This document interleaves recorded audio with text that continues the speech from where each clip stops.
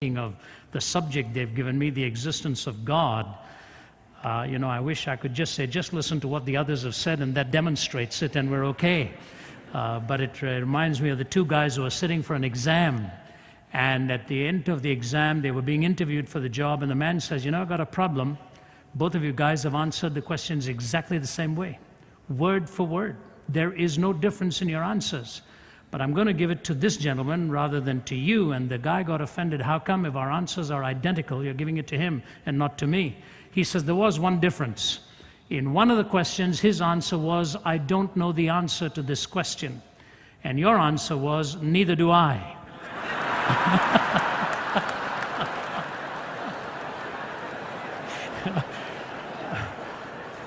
So I just feel like saying, so do I, what you've just heard. I remember when I was at graduate school, sent my doctrinal examination question, and we had these tiny little apartments, and you had to get no help, just your Bible next to you, and it was a multiple page thing, and the opening question was, God is perfect, explain. So I turned to my wife and said, the only more difficult thing I could think of is define God and give 2 examples. Now, the fascinating thing about that question is there was just this much of space in which to do the explaining. And I was grateful for that, because the longer the answer, the greater the possibility of heresy on something like that. So I answered in one line. He's the only entity in existence, the reason for whose existence is in himself. All other entities or quantities exist by virtue of something else. And in that sense, he alone is perfect. Uncaused, infinite, undependent. Being in essence. And so when we talk today about a subject as transcendingly intimidating as that, we've got a tough subject on hand. So I'm going to take it in 3 phases. The first I'm going to talk about is the intense philosophical problems that arise from the denial of God's existence. Number 2, how then do we demonstrate God's existence? And number 3, why is the Christian faith unique in representing this particular notion of God and who He is? So that's a tall order within a few minutes on hand, but we will make our attempt to do so. So put your thinking caps on and race along with me. We'll try and do our best, and hopefully the other messages converge at the same time.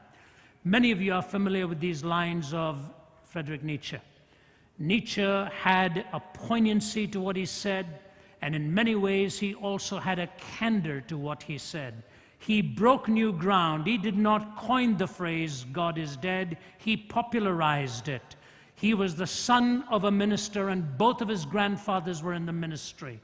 But this brilliant man, who was born 1844, died in 1900, did so much in that short span of time, and ironically lived out his own sense of nihilistic thought.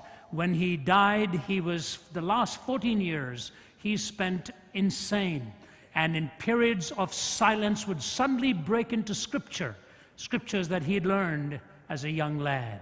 But listen to how he words it. Have you not heard of that madman who lit a lantern in the bright morning hours, ran to the marketplace and cried incessantly, I'm looking for God, I'm looking for God. As many of those who did not believe in God were standing together there, he excited considerable laughter. Have you lost him then, said one. Did he lose his way like a child, said another. Or is he hiding? Is he afraid of us? Has he gone on a voyage or emigrated? So they shouted and laughed, but the madman sprang into their midst and pierced them with his glances. Where is God? He cried. I'll tell you, we have killed him. You and I, we are all his murderers. But how did we do this? How were we able to drink up the sea? Who gave us a sponge to wipe away the entire horizon? What did we do when we unchained this earth from its sun? Whither is it moving now? Whither are we moving now? Away from all suns, maybe? Are we not perpetually falling backwards and forwards and sidewards and in all directions? Is there any up or down left? Are we not straying through an infinite nothing? Do we not feel the breath of empty space? Has it not suddenly become colder? Is not more and more night coming on us all the time? Must not lanterns now have to be lit in the morning hours? Do we not hear anything yet of the noise of the grave diggers who are burying God? Do we not smell anything yet of God's decomposition? God's decomposed too, you know, and he is dead. He remains dead. We've killed him. Now, how shall we, the murderer of all murderers, compose ourselves? Because that which was holiest and mightiest of all that the world has possessed has bled to death under our knives. Who will wipe this blood from us? With what water can we purify ourselves? What festivals of atonement, what sacred games will we need to invent? Is not this the greatest of deeds, too great for us? Must we not now ourselves have to become God, simply to seem worthy of what we've done? There's never been a greater deed, and whoever shall be born after us for the sake of this deed shall be part of a higher history than all history hitherto. It has been related further that on the same day the madman entered diverse churches and there sang a requiem, Aeternam Deo. Let out and quieted, he said to have retorted each time, what are these churches now, if they're not the tombs and sepulchres of God? God is dead. We have killed him. You know, with all due respect for Nietzsche and regard for him, the thing about him I like is his candor. He is raising the right questions of the implications of a godless universe. Who gave us a sponge to wipe away the entire horizon? Is there any up or down left? Must not lanterns now have to be lit in the morning hours? What he's really saying is, this is so humongous a deed that everything will have to be redefined. Everything. And so the atheist, if you'll pardon the crassness of it, my professor, Dr. Geisler, in my graduate school days used to have a very dry wit, had a dry wit, and he would say things like this: the atheist is better at smelling rotten eggs than laying good ones. He's right. They're able to sort of take this blade and lacerate away. Read Sam Harris's book, you know, The End of Faith. Read his other book, A Letter to a Christian Nation, where he's challenging America to shred this vestige of God talk and God ideas. I'm in the process of writing a response to him, which hopefully will be completed very soon, calling it A Letter to Sam Harris on behalf of a Christian nation. But they do it. They jab away, they stab away. There are 3 or 4 things, actually there are several things, and I don't have the time to go into all of them, but there are several entailments that they have struggles with. The first is this: they have an intense problem then with defining morality. How do you talk up and down? How do you arrive at a moral law? And their standard response is, you know, look at all the evil that is around us. I remember years ago at the University of Nottingham, when I first began, a student stood up and said to me, there's no such being as God because of all the evil that is around in the world. I said, can we talk on that for a few moments? He said, yes. I said, remain standing. I'll talk to you. I said, when you say there's such a thing as evil, aren't you assuming there's such a thing as good? He said, yes. I said, when you say there's such a thing as good, aren't you assuming there's such a thing as a moral law on the basis of which to distinguish between good and evil? He struggled for a few moments with that, and I reminded him of the conversation between Frederick Copleston and Bertrand Russell. When Bertrand Russell was pushed to the wall by Copleston, Copleston said to him, Mr. Russell, how do you differentiate between good and bad? Bertrand Russell said, the same way I differentiate between blue and green. Copleston said, but wait a minute, you differentiate between blue and green by seeing, don't you? Yes. How do you differentiate between good and bad? Bertrand Russell said, on the basis of feeling. What else? Now, wait a minute. Copleston was a kind man. He really should have turned to Lord Russell and said to him, Miss Russell, in some cultures they love their neighbors. In other cultures they eat them, both on the basis of feeling. Do you have any personal preference? How can this brilliant mathematician philosopher make so basic an error, but he admitted it. In a letter to the Observer, he said, I do not know how to deal with this issue of morality. It haunts me. You see, the question of a moral law comes within us. So I said to him, when you say there's such a thing as evil, aren't you assuming there's such a thing as good? He said, yes. I said, when you say there's such a thing as good, you must assume a moral law. He said, all right, I'll grant you that. I said, but when you say there's such a thing as a moral law, you must posit a moral lawgiver. But that's whom you're trying to disprove and not prove. If there's no moral lawgiver, there's no moral law. If there's no moral law, there's no good. If there's no good, there's no evil. What is your question? He looked at me and I quote, he says, what then am I asking you? I said, I'm not going to help you. I'm not going to help you. Now, granted, if you're a thinking person, you'll say, Ravi, how do you get from the moral law to the moral lawgiver? Is that not an extrapolational jump? And in the Q&A time, if that question comes, I'll be very happy to deal with it. Right now, my time is very tight. So I've got to go on. The problem of evil, when you raise it, you raise the question of the nature of good. And when you raise the question of the nature of good, you have to start wondering, how do you really arrive at the reality of good and evil when there is no God? Do you know what Richard Dawkins has now come up with? Dawkins has gone so far as to say we have to deny the reality of evil if our argument is going to stay. So he actually denies there is any such thing as evil. I was flying out of a country where I sat next to a woman who rescues women and children from abuse. I won't name the country, but she told me, she was a Dutch lady. I said, were you successful? She said, I saw the worst thing I saw last night. She said, in this area of city called Snake Alley, men come at night, they consume a concoction of snake's blood and hard liquor. It ravages the mind, and then whatever they want, they are given.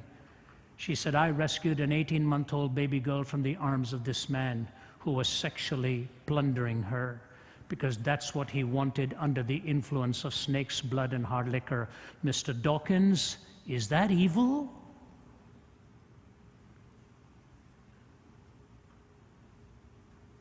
Can you imagine there walk human beings for whom that is pleasure? Is this the ravaging of just the brain or the ravaging of the soul? Dawkins says, no, we're dancing to our DNA. Is that what he was doing? It's easy to come up and say, God is dead, God doesn't exist. How then do you make any moral pronouncements of any kind? Alan Dershowitz, Harvard. I don't know if there's good, but I have to say there's such a thing as evil. What? Day before yesterday's USA Today. An article advertised on the front page and then in the book section of a recent psychiatric study that is actually saying evil is real. Evil is real. And then they bring all the gurus to try and counter the point. There's no moral law. There's no rational way. And if just in case you think I'm making this up, listen to the most brilliant, prolific Canadian atheistic philosopher, Kai Nielsen. We have not been able to show that reason requires the moral point of view, or that really rational persons, listen to this qualifier, or that really rational persons, unhoodwinked by myth or ideology, need not be individual egoists or classical amoralists. Reason does not decide here. The picture I have painted for you is not a pleasant one. Reflection on this actually depresses me. Pure, practical reason, even with a good knowledge of the facts, will not lead you to morality. This is an atheist saying that. Rationally, you cannot get there. Listen to Bertrand Russell. He says this. He says, I cannot live as though ethical values were simply a matter of personal taste. And he says, I do not know the solution to this. And so, to deny the existence of God is to take you out of the realm of moral postulates. Secondly, it takes you out of the realm of meaning. You have no absolute way of positing meaning anymore, what meaning actually means. Listen, for example, to Stephen Jay Gould of Harvard, the late Stephen Jay Gould, I should say, the paleontologist, well known in his stridency. Here's what he says. We are here because one odd group of fishes had a peculiar fin anatomy that could transform into legs for terrestrial creatures.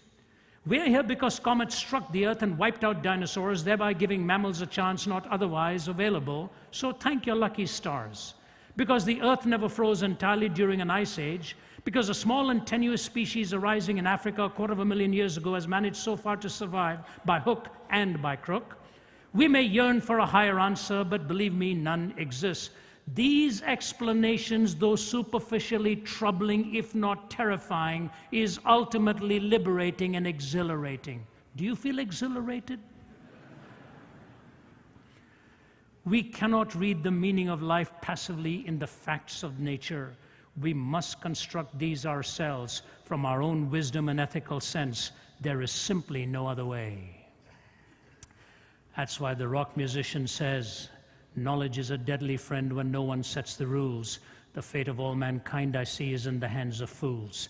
Confusion will be my epitaph as I crawl a cracked and broken path. If we make it, we can all sit back and laugh, but I'm afraid tomorrow I'll be crying. No moral law, no meaning, and lastly, of the atheist, amongst many other things, there's no hope. There's really no hope. Do you know how much this world longs for hope? Let me give you an incredible illustration of this. I was in Lebanon a few weeks ago, and my traveling associate, Philip, was with me. He was having breakfast with some Iraqis. And the pastor from Iraq was telling us that a few weeks before that, 3 weeks before we were conversing, he was driving along the streets of Baghdad. He's a young man with a young family. He said, suddenly a huge booming sound. My car actually was lifted off the road, and I looked around, and the buildings around me were collapsing. And I literally saw one man's limbs flying off his body as he fell onto the sidewalk there. He said, I had to stop, my head felt cold, and as I touched my face, blood was pouring out of my ears from the concussion. He said, I was in a state of shock and taken to the hospital. He said, Brother Ravi, we live with this every day. When I say goodbye to my children in the morning, I never even know I'm going to see them. And so Hassan was chatting.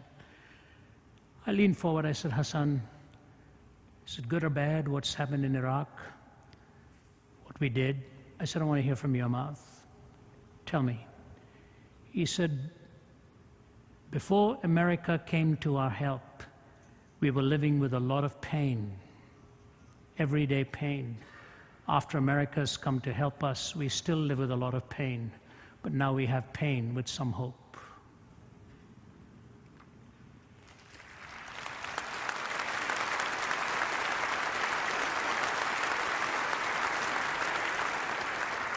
You don't have to agree with him. I don't have to agree with him. I'm not saying that. I'm not making a political statement here. I'm just telling you this. A man who just had his car and life nearly blown up is looking you in the eye and saying, we could not live without hope. Today's story in the Houston Chronicle, an 11-year-old boy who for 1 year has fought for custody of his baby sister, who was described as nothing more than fetus Holloway, stillborn. 30-some weeks or something like that, pregnant, I forget how it was. Stillborn. The mother is in drug rehab. Father cannot be found. This 11-year-old boy goes to the medical authorities and asks for the body of his sister. For 1 year, he fought it. And he got the little body back. He takes 3 of his cousins and conducts the funeral with some stuffed animals and some flowers and a pink blanket. He lost his dad when he was 1 year old, he says. He says, now my sister Rachel, who had no name in the morgue, he's given her the name Rachel. He said, now my sister Rachel and my daddy are in heaven together. The Houston Chronicle writer says, very rarely in life can you use the word greatness, but I looked into the eyes of this 11-year-old boy and I was looking at greatness. Hope. The atheist got nothing to give to you. You die, it's nothing more than a physical compilation of atoms that had no prevision of what it was forming. And so you denounce God, you end up with no moral law, no meaning, and no hope. All right, what does that do about the existence of God then? How do we try to even demonstrate that? Let me get into some little bit of an argumentation here, and you may not be able to write as fast as we speak this, but thankfully you're able to hear that again and at least make notes on it. I don't use PowerPoint. I'm technologically challenged. I always say, he gives me the power and I try to make the point. And if you can get it that way, it's okay. Last week I was lecturing somewhere and I asked them for an overhead projector and they said, "What's that?" I said, "The inventor of the overhead projector has just been terribly insulted by you. He spent all his life doing that and you don't know what it is." There are many ways to argue this. R.C. is just a master of this with his knowledge of Aquinas and Augustine, and many of them who've given such powerful, especially Aquinas, who was the master theologian and thinker of his time with his 5 ways and so on. Basically, no matter what kinds of arguments you've heard, they filter down to 2 or 3 very strong forms. Some like to call them proofs, some like to call them evidences, some like to call them arguments, some like to call them the coherence factor. I like the way Dallas Willard has summarized it, taken the best of these and actually just come with 3 stages of argument. Here's the first stage. Stage number 1, it is the nature and existence of the physical reality that we see. Now listen to this statement very carefully. However concrete physical reality is sectioned up, the result will be a state of affairs which owes its being to something other than itself. No matter how you section down physical concrete reality, no matter how small you break it down, no matter what you do with it, you end up with the state of affairs that that physical quantity owes its being to something else and is not self-existent. It is not self-explanatory. If I were to bring an apple to you and show you that apple, you can cut that apple down, you can grate it, you can slice it, you can take it under all kinds of telescopic or microscopic study or whatever it is, you'll end up with the same reality that it doesn't explain its own existence. Now, that every physical state, listen now, no matter how inclusive, has a necessary condition in some specific type of state which precedes it in time and is fully existent prior to the emergence of the state which it conditions. What does that mean? You take this apple. You know the apple didn't bring itself into being. Whatever was needed to bring that apple into being, a full-grown tree in your backyard or whatever, had to pre-exist, and all the conditions needed for that tree to exist prior to the bringing forth of this apple had to be completed in time in order that this apple through the blossom may then ultimately grow as a fruit on that tree. The apple doesn't explain its own existence. It is dependent on something which also had to be completed in time in order to produce the entity you are discussing. But the reality is, neither does the tree explain its own existence. You go back across a series of physical causes, and there is not one example in the physical universe of a physical quantity that explains its own existence. And to add to it, if you start back from the apple I'm illustrating and go back all the way to the series of causes, you cannot have an infinite series of causes in time, because if you had to have the infinite series of causes, it would never have arrived at this moment.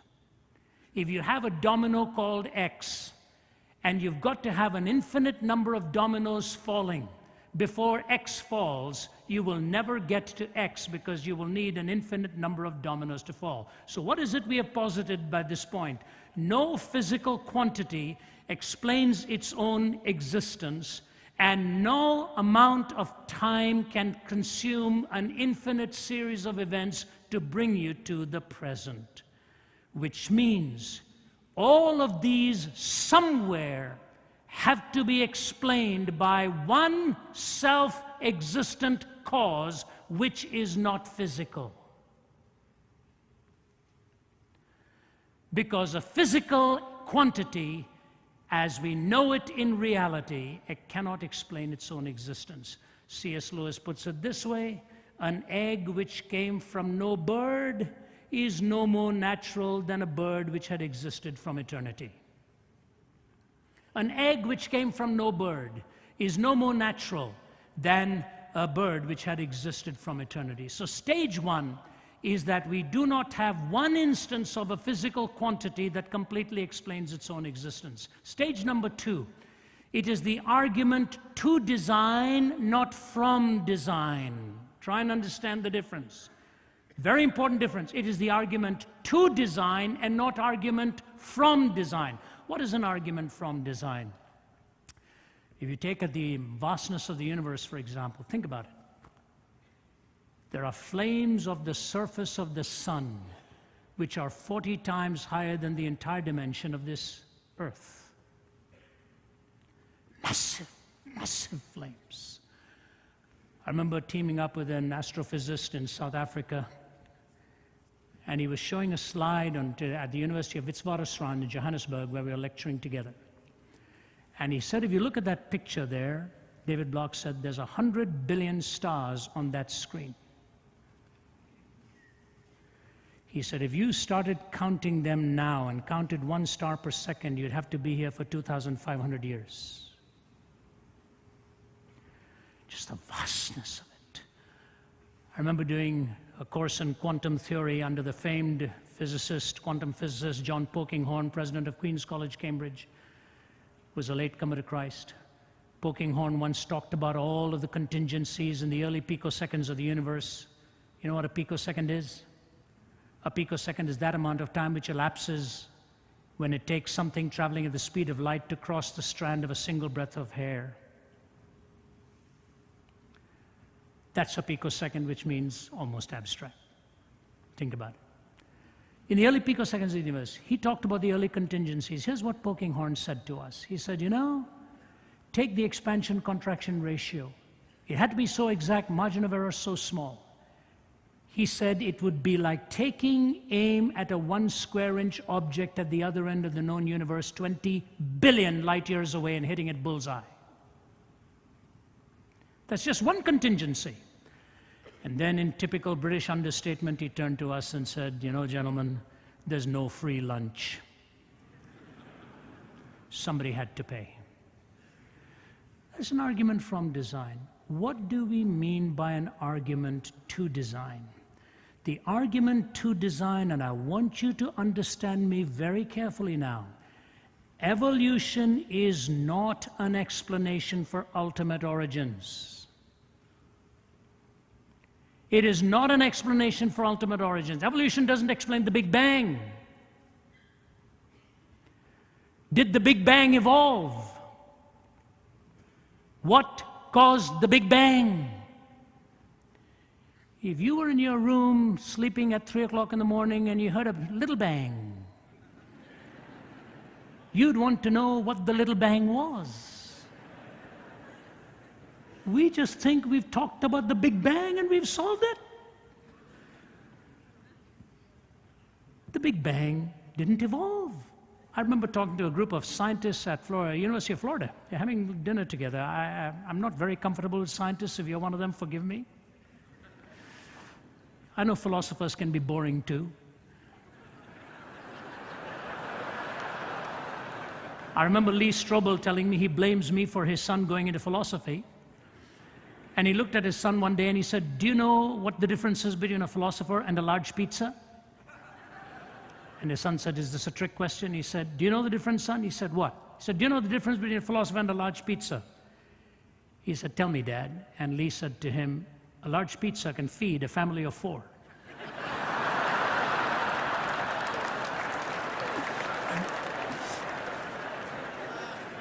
So we're having dinner, physicists and myself, waiting for the dinner to be over so I could leave and sound normal again. And I said to them, all right, you boys are naturalists. You take exception to metaphysicians. You're naturalists. I said, what is the Big Bang? He said, well, it's where everything was reduced to a singularity. I said, and? Don't you always say it's where the laws of physics actually break down? That's true. I said, so even your starting point is non-natural. If the laws of physics break down at the singularity, then your starting point is also not natural. Do you know what one of them said to me? We retain a selective sovereignty over the issues we like to extrapolate from. Now, I'm not knocking science. I'm just telling you this. Not all order has evolved. The argument to design, there is a configuration and a coalescing of intelligent entities and quantities that predispose the possibility of the resultant entity that came into being. I had dinner with Francis Collins, the co-mapper of the human DNA. He said to me, when I finished my studies on it, he said very simply, I have to say this to you. I felt I was looking at the book of life, 3.1 billion bits of information.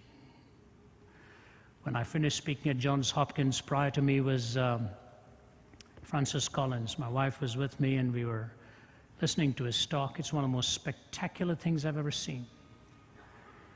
He showed us on the screen a beautiful, geometrically perfect stained glass picture from York Minster Cathedral in England.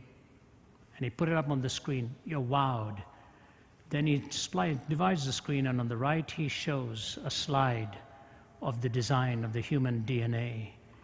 There was an audible sound in the audience like, wow. And most of them were skeptics. When I see the heavens and the work of your hands, the moon and the stars which you have made, what is there in man that you should keep him in mind? For you have set your glory above the heavens. No wonder in December '68, when the boys were going around the dark side of the moon, they vouchsafed a glimpse of this earth given to no human eye, and they saw earth rising over the horizon of the moon, draped in a beauteous mixture of black, blue, and white, garlanded by the glistening light of the sun against the black void of space. There's only one line that came to their minds as the world waited. No, it wasn't Stephen Jay Gould. It wasn't Russell. It wasn't Nietzsche. It was the opening lines of the Bible. In the beginning, God. Stage 1, no physical quantity explains its own existence. Stage 2, there's an argument to design. No matter how you slice it down, there's a coalescing of intelligent components that made it possible to even bring this type of thing into existence. You know, that's why people like Hume and Einstein and all were what you'd call second-grade theists. Sort of talked about a mind, but didn't know where to park that mind. They didn't know where to park it because they didn't want the person of God brought into the scene. That's stage 2. Stage 3, the course of human events, historical, social, and individual. The course of human events, historical, social, and individual, within the context of a demonstrated extranaturalism, stage 1, and of a quite plausible cosmic intellectualism, stage 2. Let me repeat that statement. The course of human events, and these are not my words, they are Dallas Willard's words. The course of human events, historical, social, and individual, within the context of a demonstrated extranaturalism, stage 1, and of a quite plausible cosmic intellectualism, stage 2. Now, I could take you to many places from here with that. If you look at the course of human events, you end up with this fact. How do you explain many things in history? You remember the famous parable by Anthony Flew and Wisdom? You've got to hear this carefully because John Frame has made a tremendous response to it. Listen carefully, please. Once upon a time, two explorers came upon a clearing in the jungle. In the clearing were growing many flowers and many weeds. One explorer says, "Some gardener must tend this plot." So they pitched their tents and set a watch. No gardener is ever seen, but perhaps he's an invisible gardener. So they set up a barbed wire fence, they electrified, they patrol it with bloodhounds. But no shrieks ever suggest that some intruder has received a shock. No movements of the wire ever betray an invisible climber. The bloodhounds never give cry, yet still the believer is not convinced. But there is a gardener, invisible, intangible, insensible to electric shocks. A gardener has no scent and makes no sound. A gardener who comes secretly to look after the garden which he loves. At last the skeptic despairs. Ah, but what remains of your original assertion? Just how does what you call an invisible, intangible, eternally elusive gardener differ from an imaginary gardener, or even from one, or no gardener at all? Here's the question. How does what you call an invisible, intangible, eternally elusive gardener differ from an imaginary gardener, or even no gardener at all? John Frame, in his Apologetics to the Glory of God, begins with this. Once upon a time, two explorers come upon a clearing in the jungle. A man was there, pulling weeds, applying fertilizer, trimming branches. The man turned to the explorers and introduced himself as the royal gardener. One explorer shook his hand and exchanged pleasantries. The other ignored the gardener and turned away. "There can be no gardener in this part of the jungle," he said. "This must be some trick. Someone is trying to discredit our previous findings." They pitch camp every day. The gardener arrives, tends the plot. Soon the plot is bursting with perfectly arranged blooms. He's only doing it because we are here to fool us into thinking this is a royal garden. But one day the gardener takes them to a royal palace, introduces the explorers to a score of officials who verify the gardener's status. Then the skeptic tries a last resort. Our senses are deceiving us. There is no gardener, no blooms, no palace, no officials. It's all a hoax. Finally, the believer despairs. But what remains of your original assertion? Just how does this mirage, as you call it, differ from a real gardener? Do you follow the point? The gardener did come, and the gardener was seen. Let me give to you 3 or 4 reasons why this gardener reveals God so perfectly. First, his description of the human condition. He points to your heart and my heart so accurately that when you finish reading Jesus' description of you, you know he knows you extremely well. And so the woman at the well who tries all these theological smoke screens, finally, he says to her, "These are not your real questions, are they? You've had 5 broken relationships. The man you're living with is not your husband. Isn't that true?" He did that so gently that she runs back to her village and says to the people, "Come back and see the one who told me everything about myself. Truly, Messiah has come." You take the readings of Muhammad, Buddha, Krishna, if he ever lived, and see their description of the human condition. It doesn't conform to reality. But you take the description of Jesus, that all have sinned and come short of the glory of God. So whether you're the head of Enron or whether you're running Playboy magazine, the heart is desperately wicked above all things. And that's precisely the point of the article 2 days ago in USA Today. The psychiatrist says, no matter who we are, when the chips are down and the compulsion is there, every one of us turns out to be a rotter. That's what the Bible said. That's what the Bible says. You know, I remember walking through Auschwitz years ago and seeing the horrors of what was done. My wife is really quite extremely well read on world wars, and especially Second World War, and almost everything she ever reads out to me or quotes to me or talks about tells you what shocked humanity was that they were ordinary people. Ordinary people.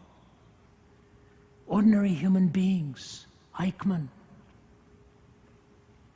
Goering, Himmler, when they sat being tried, one of them basically said, the first time I said yes, I didn't like it, but then I got used to it, to the slaughter of millions.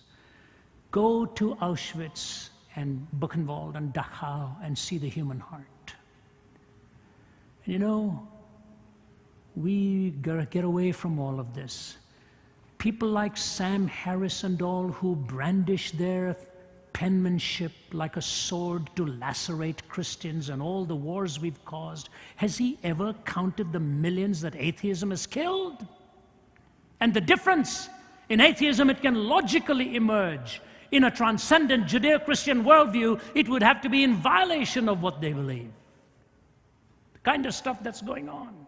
He doesn't care that 10 million female babies have been eradicated in India only because they were female.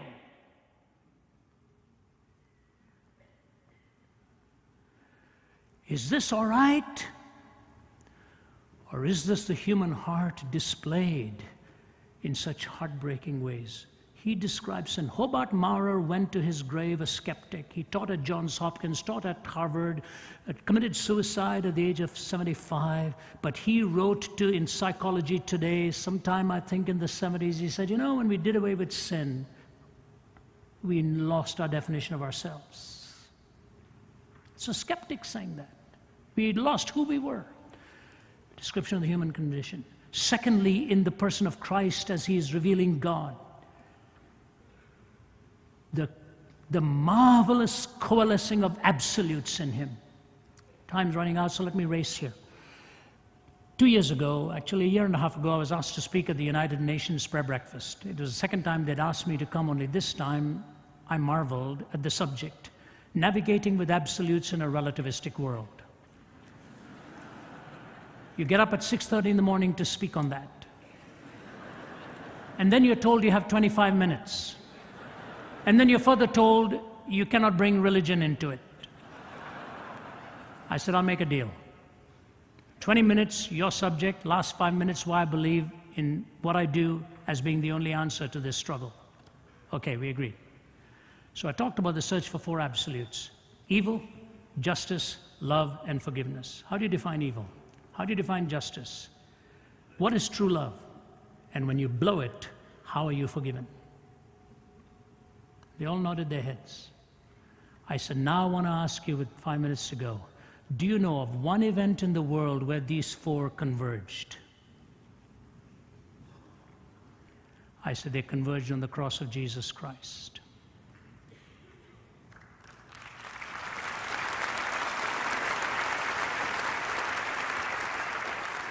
Evil was seen for what it was. Justice was met out by a righteous and a holy God. Love was displayed unparalleled to a point where he looks at a young man and says, take care of her. She's now your mother. A cosmic drama was unfolding, and he cared for the one woman who had so nurtured and cared for him. And then I said, forgiveness, that he's willing to wipe your slate clean and forgive you. Do you know, there was an ambassador from one country, I will not name it, it's an atheistic country. They stood in line to shake hands. The president of the UN says, would you come up to my office and please pray for me and my staff? We go up and come. Before that, this man shakes his hand. He said, can I talk to you for a moment? He said, I come from an atheistic country. I don't want to come here. I don't want to come here. We don't believe in God out there. And I wondered why I was here. He said, this morning I find out why I'm here. Pray for me. God revealed in Christ, where absolutes converge in an unparalleled way. The description of evil, the convergence of absolutes, thirdly, the disclosure of reality. You know why I think men and women like you come to a conference like this? I was talking to my wife about it. She was not able to join me last evening. She became unwell just as we were leaving. And I wondered if it was because of my sermon, but it wasn't. It was okay. She's feeling much better today and joined me here. But you know, I said to her, why do they come? You know why you all come?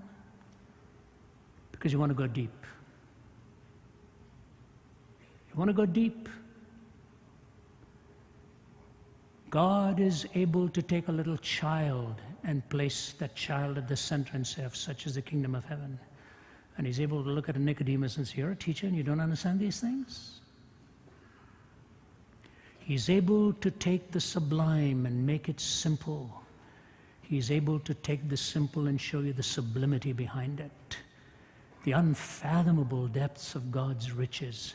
You know what I think is going to be the biggest point of our delight in eternity? That we will be silent when we are face to face with the Trinity.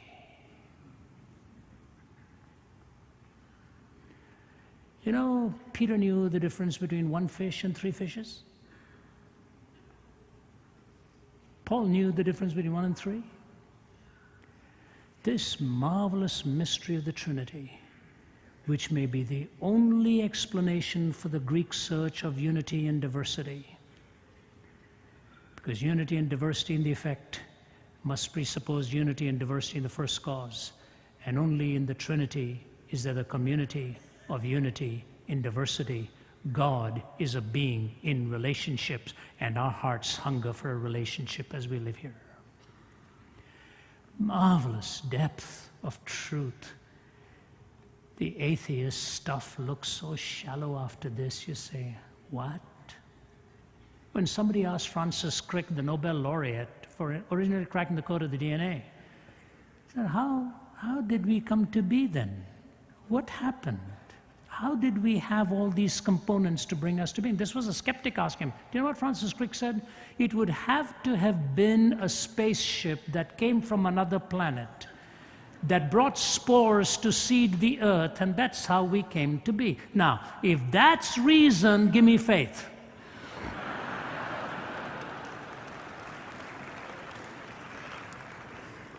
I don't have that kind of faith. That's what you call nonsense in sophisticated language. He says that again and again and again. No, when we see the disclosure of reality, and the last thing I say to you is this, the resurrection of the body. The resurrection of the body. Isn't it marvelous to know that God identifies both the physicality and the spirituality as real components of our lives? We will have a glorified body, and so if you violate sexuality, you violate it at your own risk. You violate the temple of the living God. The absolutes are shown in the sacredness of the body and the sacredness of that transcending spirit of the human being.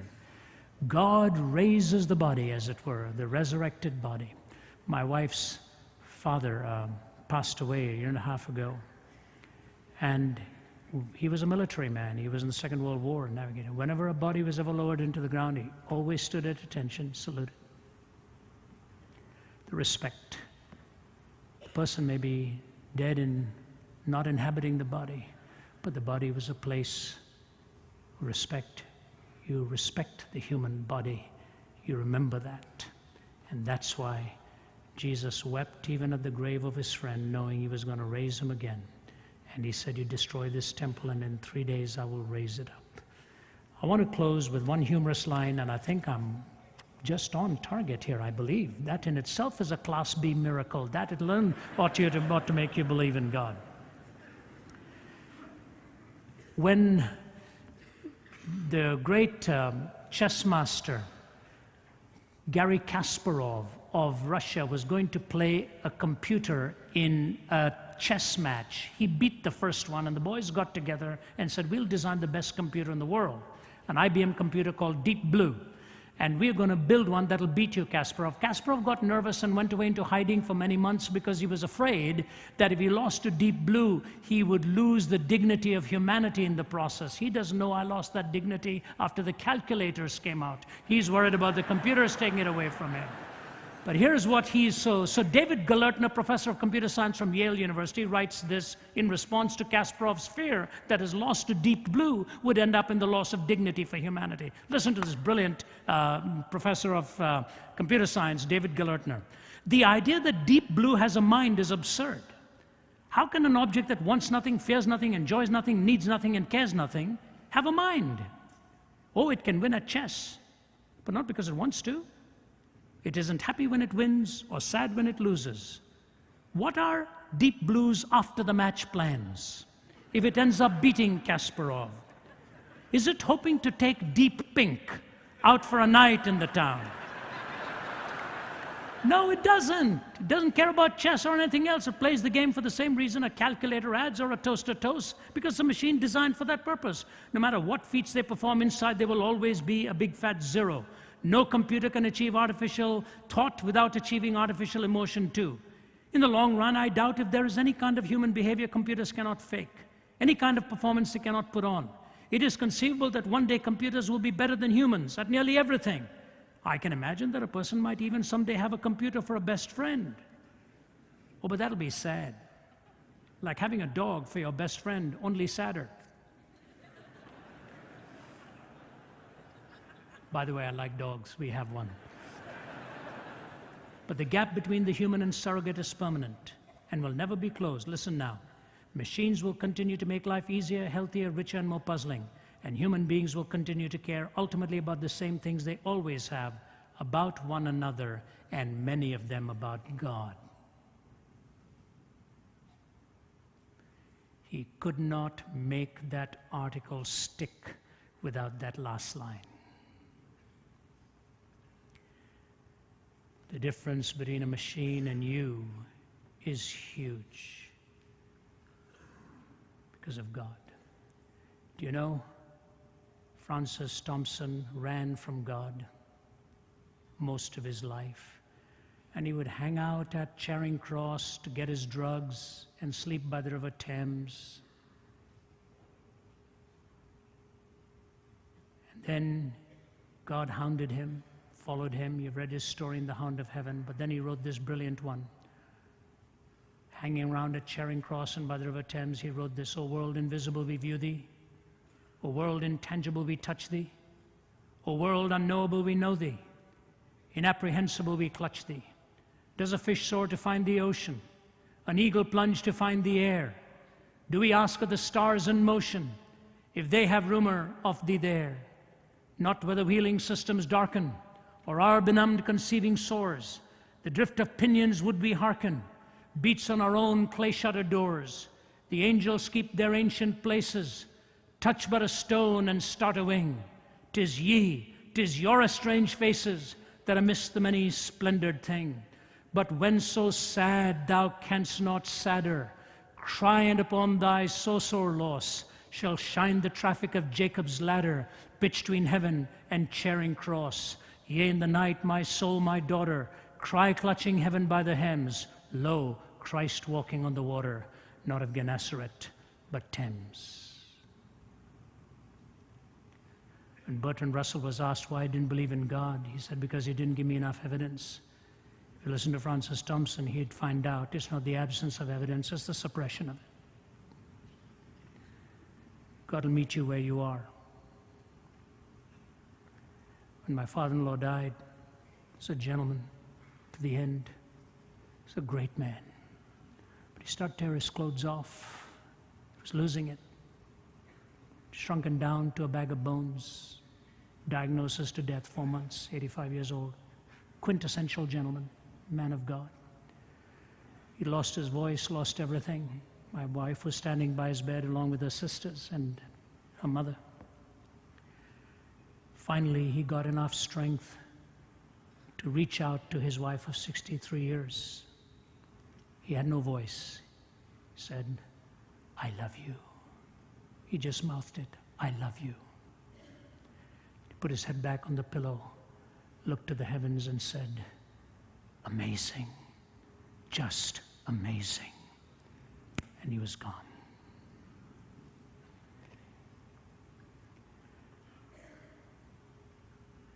But purer and higher and greater will be our wonder, our transport when Jesus we see.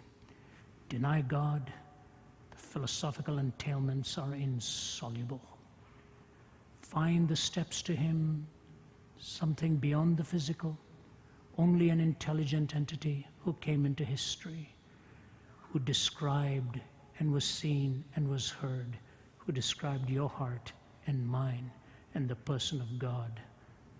I believe in God, who sent His only begotten Son, Jesus Christ, because of whom I stand before you, because of whom I was rescued from a bed of suicide at the age of 17 in Delhi,